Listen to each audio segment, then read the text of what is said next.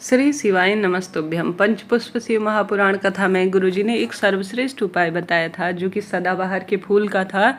यह फूल बड़ी आसानी से आपके घर के आसपास या आपके घर पर भी लगा होगा और इसका प्रयोग सदियों से आयुर्वेद में किया जाता है। बालों को लंबा करने के लिए, चेहरे की चमक बढ़ाने के लिए, रक्त संबंधी रोग और पेट संबंधी परेशानियों को दूर करने के लिए। साथ के साथ शास्त्रों में इसके कई उपाय भी प्रचलित है। अगर इन्हें कर लिया जाए ना सच्चे भाव सच्चे मन से, तो दुनिया में आपके हर कार्य बनने आरंभ हो जाएंगे। गुरुजी की पंचपुष्प शिव महापुराण कथा करीब 2-2.5 साल पहले हुई थी, आप सभी ने भी सुनी होगी। उसमें गुरुजी ने आंकड़े के फूल के, समी के पत्ते के और पारिजात के फूल के, गुड़हल के फूल के कई तरह के उपाय बतलाए थे। उन्हीं में से यह एक है। इसमें सबसे पहले गुरुजी हमेशा ही कहते हैं कभी भी शाम के समय आपको जो है, जब प्रदोष काल की बेला हो, सूर्य अस्त हो रहा हो, हल्का सा अंधेरा हो, तब भी किसी भी अवस्था में किसी भी पेड़ की पत्ती या फूल जो है टूटने ना पाए। एकादशी व्रत हो, प्रदोष व्रत हो या अमावस्या या पूर्णिमा तिथि हो, तब भी किसी भी अवस्था में किसी भी स्वरूप में किसी पेड़ की पत्ती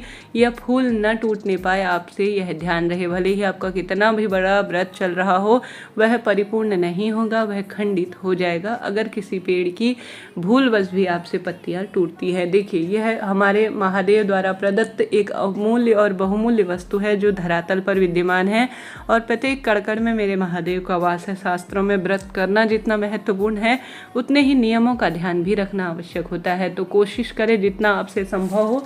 भूल से हो जाता है, गलती से, तो उसके लिए तो हर एक कार्य में जो है क्षमा है, हर एक कार्य में शास्त्रों में वर्णन है। परंतु आप जानबूझकर, आप ज्ञानी व्यक्ति हैं फिर भी आप कर रहे हैं, तो इसके लिए कोई भी स्थान आपके जीवन में भूल का नहीं होना चाहिए। इस बात का ध्यान रखें।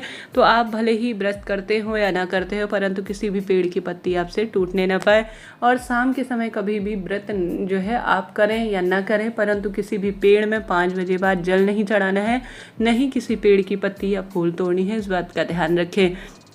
साथ के साथ सदाबहार का जो फूल होता है ना, उसे घर में लगाना बहुत फायदेमंद माना जाता है। घर की पूर्व दिशा में अगर आप इसे लगाते हैं तो राजसी, ठाट बाट, धन संपदा में स्वतः ही वृद्धि होती है, ऐसा शास्त्रों में वर्णन कहा गया है। सदाबहार का फूल अपने आप में बहुत श्रेष्ठ कहा जाता है यह सदा ही बहारें लाता है। जैसे सदाबहार नाम से ही स्पष्ट है, हमेशा खुशियाँ लाने वाले फूल के स्वरूप में, बहार लाने वाले स्वरूप में से जाना जाता है। यह माता लक्ष्मी को धन आकर्षण के भी कार्य में सहायक होता है। तो आप सभी को इस उपाय को करना है। ध्यान से सुनिए किस स्वरूप में। प्रथम उपाय, सदाबहार के आपको 5 फूल लेने हैं। 5 फूल परिपूर्ण होने चाहिए, जिसमें पूर्ण रूप से पत्ती हो। सदाबहार के फूल की गुलाबी भी फूल मिलते हैं, थोड़ा सा पीले स्वरूप में, सफ़ेद स्वरूप में, सभी में मिल जाते हैं। तो 5 की संख्या में आपको सदाबहार के फूल ले लेने हैं। आपको इन फूलों को किसी भी पेड़ में से जो है तोड़ लेना है या घर के आसपास तोड़ लीजिए। एक थाली में पूजा की रख लीजिए। इसके बाद आप सभी एक जल का लोटा और एक गोल बत्ती का घी का दीपक लेकर महादेव के मंदिर चले जाए। आपको इस प्रथम वाले उपाय में करने के लिए आवश्यक रूप से 5 फूलों को अपने हाथ में ले लेना है। जल इत्यादि समर्पित करें। विधि विधान से पूजन करने के बाद 5 सदाबहार के फूल अपने हाथ की हथेली में लेकर आपको जो है सबसे पहले इसे माता अशोक सुंदरी के स्थान पर स्पर्श कराना है। फिर आपको जो है, जो माता रानी माँ का हस्तकमल है और साथ ही माता अशोक सुंदरी, इन 2 स्थानों पर स्पर्श कराकर अपनी मनोकामना बोलकर आपको शिवलिंग पर चढ़ा देना है।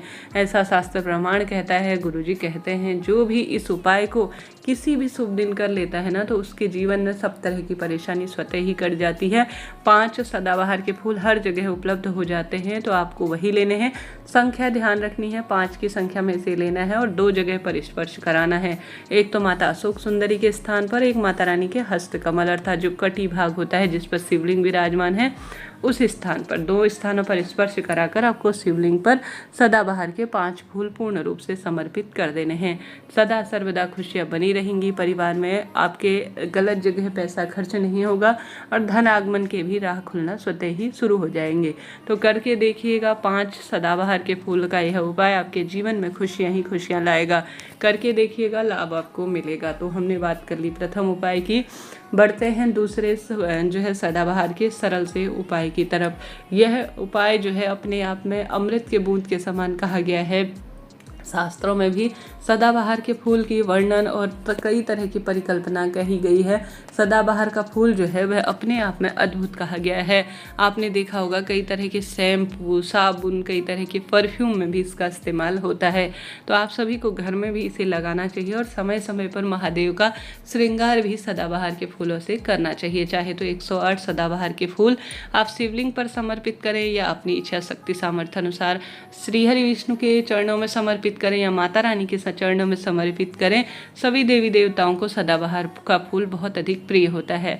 आप सभी को इच्छा शक्ति सामर्थ्य अनुसार अगला उपाय करने के लिए 11 या 21 की संख्या में लाल सदाबहार के या गुलाबी सदाबहार के या सफ़ेद सदाबहार के फूल ले आने हैं। ठीक है जी, 11, 21 जितनी भी आपको संख्या मिल जाए उतनी आप ले आइए।